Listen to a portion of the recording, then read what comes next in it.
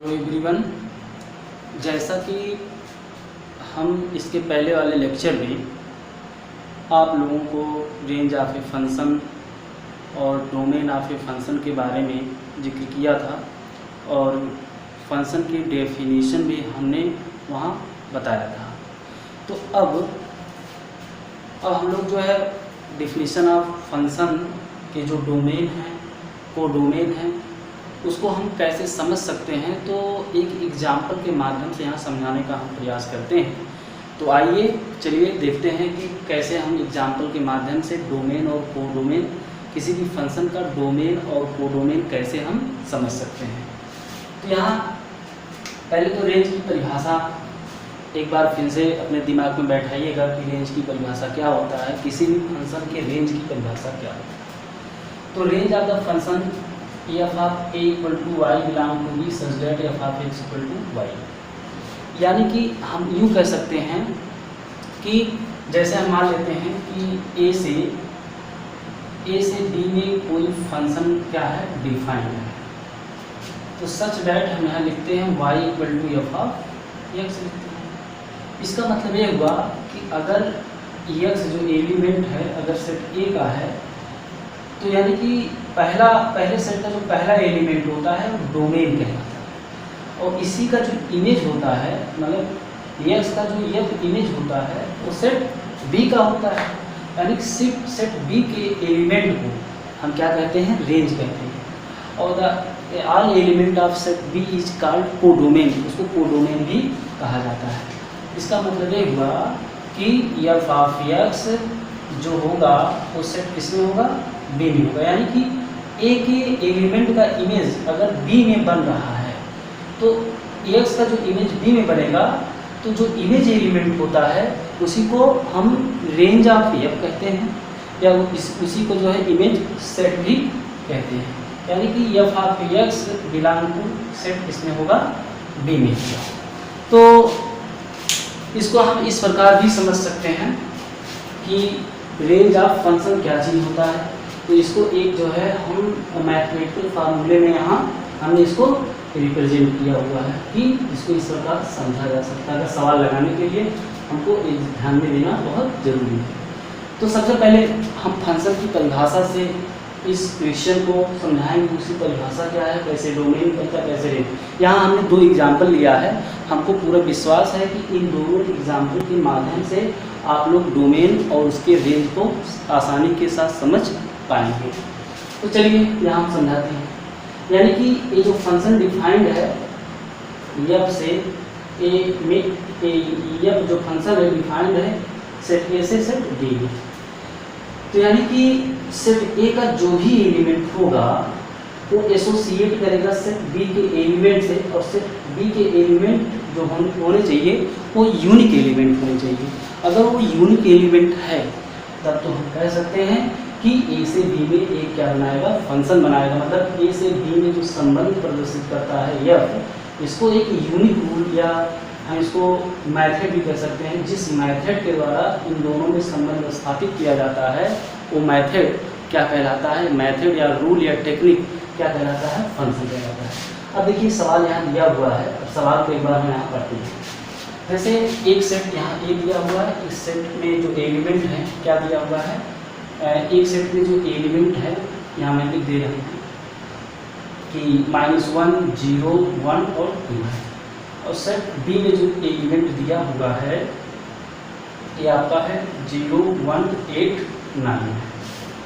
मतलब दोनों सेट के एलिमेंट को हमने यहाँ लिख लिया। अब फिर यहाँ इन दोनों फंक्शन में एक फंक्शन f है जो यहाँ बता रहा है, यहाँ डिफाइंड है कि इन दोनों के संबंध किस प्रकार के, इन दोनों के संबंध जो है f of x equal to यहाँ क्या दिया हुआ है, मतलब x का क्यूब, यानी कि y बराबर क्या दिया हुआ है, x क्यूब। यानी y एलिमेंट b का होता है, y को हम f ऑफ x भी लिख सकते हैं क्योंकि डिफिनेशन से y equal to f of x होता है।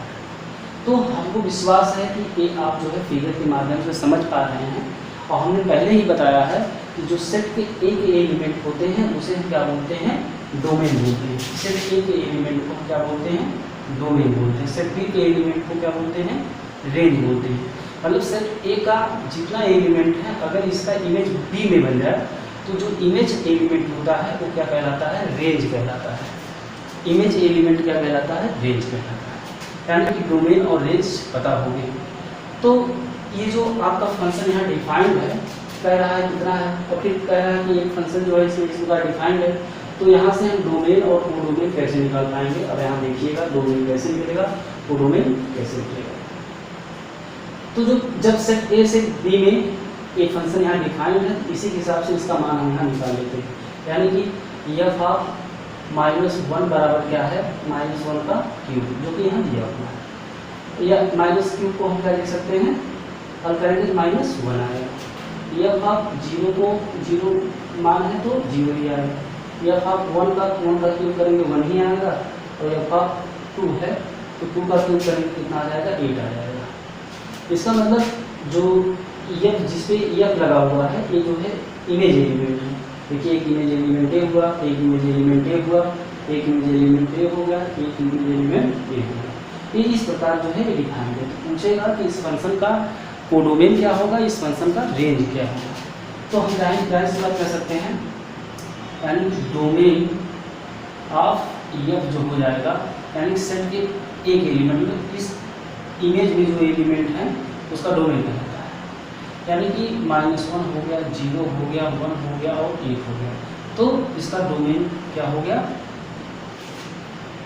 -1, 0, 1, 8। अब आते हैं कि रेंज क्या होता है। Range of function F, range of function F, इसका जो इमेज एलिमेंट होता है वही रेंज कहलाता है। तो इमेज एलिमेंट क्या हो गया? एफ ऑफ -1 हो गया, एफ ऑफ 0 हो गया, एफ ऑफ 1 हो गया, एफ ऑफ 2 हो गया। यही इसके जो है क्या है? रेंज होते हैं। तो इसको हम किस रूप में लिख सकते हैं? इसका मान देखिए यहाँ हमने निकाला है, -1 हो गया, 0 हो गया और 1 हो गया और 8 हो गया। तो इसका जो रेंज होता है वो एफ होता है। मतलब इसका जो रेंज ऑफ एफ होता है -1, 0, 1 और 8। अब देखिए हमने पहले बताया था कि ये जो सेट बी का एलिमेंट होता है इसे कोडोमेन भी कहते हैं। इसको सिंपल वे में समझने के लिए अगर एक डोमेन है तो दूसरा क्या होता है? कोडोमेन। और कोडोमेन में ही क्या होता है? रेंज होता है। और रेंज मतलब ये होता है जिसके ऊपर ये लगा होता है वही रेंज समझा जाता है। ठीक है, तो यहाँ रेंज आप लोग समझ पाए। अब यहाँ एक और कहता है कि जो रेंज ऑफ एफ होता है हमेशा जो है सेट बी का सबसेट होता है। ठीक है, तो यहाँ हम देखेंगे कि रेंज ऑफ एफ इस सबसेट ऑफ इसका हो जाएगा बी का। अब कैसे बी का सबसेट होगा? भाई मान लीजिए इसमें एक फंक्शन अगर 0 ना दिया होता ये वाला, तो यहाँ 0 ना होता, तब यहाँ ए भी 0 ना होता। तब भी हम देखेंगे अगर सेट ए में -1, 0, 1, 2 है तो इसके कुछ एलिमेंट इसमें मैच कर रहे हैं कि नहीं मैच कर रहे हैं? नहीं सर, जो 0, 1, 8, 9 है इसमें मैच कर रहे हैं कि नहीं मैच कर रहे हैं?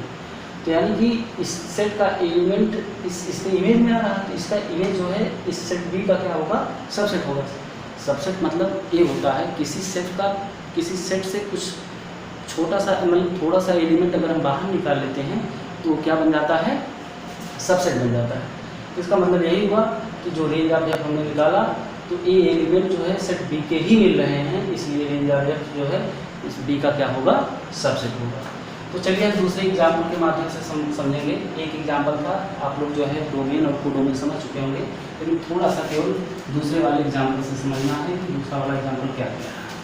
हमको विश्वास है दूसरा वाला एग्जाम्पल आप लोग जो है अच्छे तरीके से समझ पाएंगे, क्योंकि पहले एग्जाम्पल से थोड़ा बहुत क्लियर हो गया होगा कि रेंज कैसे निकलता है, डोमेन कैसे निकलता है। तो दूसरा वाला जो है यहाँ क्वेश्चन दिया हुआ है कि F be a relation on set. F जो है कोई एक ऐसा रिलेशन है जो set of natural number N का है। मतलब एफ का जो रिलेशन है वो नेचुरल नंबर में है। मतलब ये जो फंक्शन एफ है इसका संबंध नेचुरल नंबर में ही है और डिफाइन किया हुआ है ये बराबर N comma N belong to N is a function from N to N. यहाँ कह दिया है कि ये फंक्शन जो एफ है वो एन से एन में क्या बना रहा है? ये फंक्शन बना रहा है। तो इसका find the range of F, यहाँ बोला है कि इसका रेंज ऑफ एफ क्या होगा। तो क्वेश्चन जो है इसी प्रकार से एग्ज़ाम में पूछे जाते हैं। तो हम देखते हैं कि कैसे इसको समझेंगे, क्योंकि इसके पहले वाला थ्योरी अगर आप लोगों को समझ में आया होगा, जो मैंने आर्डर पढ़ाया था, रिलेशन पढ़ाया था, टाइप्स ऑफ रिलेशन पढ़ाए थे, तो वहाँ से इसकी डिफिनीशन को हम निकालेंगे, उस डिफिनीशन पे हम सवाल को सॉल्व कराएंगे। तो चलिए सबसे पहले हम यहाँ दिखाएंगे कार्टेशियन प्रोडक्ट, या हम कह सकते हैं रिलेशन की जो परिभाषा था। रिलेशन की परिभाषा हमेशा कार्टेशियन प्रोडक्ट में होता है, जैसे F = A क्रॉस B होता है। अब A क्रॉस B में हम लोग क्या करते हैं, 2 एलिमेंट लेते थे। तो यहाँ एक एलिमेंट A, एक एलिमेंट B, मतलब एक आर्डर पेयर के रूप में लिया जाता था, और A एलिमेंट जो है सेट A का होना चाहिए था, दूसरा एलिमेंट सेट B का होना चाहिए था। ये आपके रिलेशन की परिभाषा है। इसलिए क्वेश्चन में यहाँ ये भी कहा गया है कि यह कोई रिलेशन है जो N से N में है। अब इस रिलेशन को जो है हम किसके रूप में डिफाइन करेंगे, फंक्शन के रूप में बनाएंगे। तो फंक्शन के रूप में बनाएंगे कि यहाँ इसी टाइप का जो है यहाँ दिया हुआ है, यानी कि F बराबर यहाँ दिया हुआ है। F को हम एक क्रॉस B लिख सकते हैं, वही समझिएगा अपने दिमाग में। तो यहाँ डिफाइंड है N, 3N such that A belong to A और B बिलोंग टू B। देखिए इसमें भी क्या है, 2 रिलेशन, यही चीज़ यहाँ डिफाइंड है। इसी का हमको क्या बताना है, रेंज बताना है। और ये बोल रहा है कि ये जो फंक्शन F है वो नेचुरल नंबर से नेचुरल नंबर में, यानी कि जो A क्रॉस B है, यानी कि यहाँ दोनों सेट क्या है, N है, यानी कि पहला भी N है और दूसरा भी N है। इसको N क्रॉस N भी लिखा जा सकता है। और यहाँ जो A और B यहाँ लिखे हैं, ठीक है, यहाँ सीधे सीधे हम N बिलोंग को क्या कर देंगे, नेचुरल नंबर में कर देंगे। दोनों सेट जो है नेचुरल नंबर में, क्योंकि यहाँ डिफाइंड है F such that N to N, मतलब ये फंक्शन N से N में जो है क्या कर रहा है, एक रिलेशन स्थापित कर रहा है। तो इस प्रकार से डिफाइंड क्वेश्चन यहाँ दिया हुआ है। इसको हम इस रूप में क्या कर लेते हैं, समझ सकते हैं। अब N क्रॉस N क्या होता है, N क्रॉस N जो है ये रिलेशन की परिभाषा से है, और या फिर इसको हम कार्टेशियन प्रोडक्ट ऑफ उस सेट की परिभाषा से भी ले सकते हैं, जो ऊपर यहाँ लिखा हुआ है। इसको हमने बहुत अच्छे से इसके पहले वाले लेक्चर में जिसमें आर्डर पेयर हमने पढ़ाया था, वहाँ इसका जिक्र किया था। अब देखिए ये हमको जब पता चल गया, तो अब हम फंक्शन की परिभाषा से आ जाएंगे। जैसे फंक्शन की परिभाषा भी हमने बताया था कि क्या होता है, अगर F से या कोई फंक्शन है जो A से D में डिफाइन है, तो सच दैट हम लोग यही कहते थे कि X जो है, X एलिमेंट A का है और Y एलिमेंट B का है। तो इस प्रकार से यहाँ हम लोग ये देखने को मिलता था Y = F of X for all X belong to A। ये जो है इसकी परिभाषा है, फंक्शन की परिभाषा। तो अब यहाँ जो दोनों सेट है ये क्या है, नेचुरल नंबर का है, यहाँ दिया हुआ है। जब दोनों सेट नेचुरल नंबर का है तो नेचुरल नंबर के हिसाब से चलेंगे। तो यहाँ इस प्रकार दिया हुआ है। तो ये N मतलब पहले सेट का एलिमेंट है, मतलब N वाले, 3N दूसरे सेट का एलिमेंट है। अगर हम पहले, जैसे यहाँ हमने लिखा है X है और यहाँ लिखा Y है, अगर X वाले का इमेज, ध्यान से देखिएगा, अगर X वाले का हम इमेज ले लें तो Y वाला एलिमेंट क्या हो जाएगा, बराबर हो जाएगा। ठीक है, तो Y बराबर क्या हो जाएगा, F of X, यही फंक्शन की परिभाषा है। तो इसको भी इसी रूप में हम लिखेंगे। तो चलिए हम बनाते हैं, कैसे बनाएंगे। तो F such that N cross N में है, तो सच दैट हम F of N यहाँ करेंगे, मतलब पहले एलिमेंट का जो है इमेज लेंगे, तो किसके बराबर हो जाएगा, दूसरे के बराबर हो जाएगा, 3N के बराबर हो जाएगा। For all N belong to क्या हो जाएगा, नेचुरल नंबर N। जिस प्रकार ये फंक्शन की परिभाषा है उसी प्रकार ये भी दिया हुआ है। इसको जो है हम इस रूप से इसका एक फंक्शन डिफाइन कर लेते हैं। तो यह N क्या हो गया, 3N। जब हमका इमेज पता हो गया तो अब हम आसानी के साथ इसके रेंज को निकाल सकते हैं, क्योंकि जो इसका इमेज होता है वही रेंज होता है, क्योंकि इसी को इमेज सेट भी बोलते हैं, इमेज सेट भी बोलते हैं, इसी को रेंज भी बोलते हैं, इसी को जो है F इमेज भी कहते हैं। तो चलिए फिर आते हैं, देखते हैं इसको। F of N = 3N हो गया। जब F of N = 3N यहाँ मिल गया तो N बिलोंग टू कहाँ जा रहा है, नेचुरल नंबर में जा रहा है। अब N का मान हम लोग 1 2 3 करके ऐसे लेंगे, तो जाहिर सी बात है कि जैसे N बराबर 1 लेंगे तो उसका इमेज भी कुछ न कुछ मिलेगा। तो अब यहाँ देखते हैं, नाउ वी टेक N बराबर अगर हम 1 2 3 4 एंड सो ऑन लेते हैं तो इसकी इमेज भी मिलना स्टार्ट हो जाएंगे। तो इमेज कैसे मिलेगी, यहाँ देखिएगा।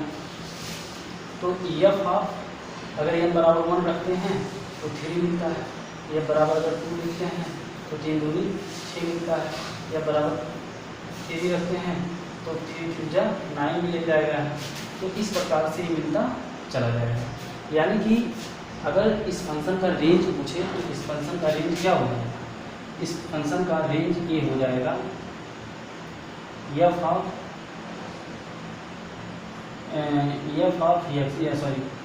Range of F equal to हो जाएगा 3 9 6, इसी हिसाब से 4 रखेंगे, 4 3 कितना हो जाएगा 12 हो जाएगा,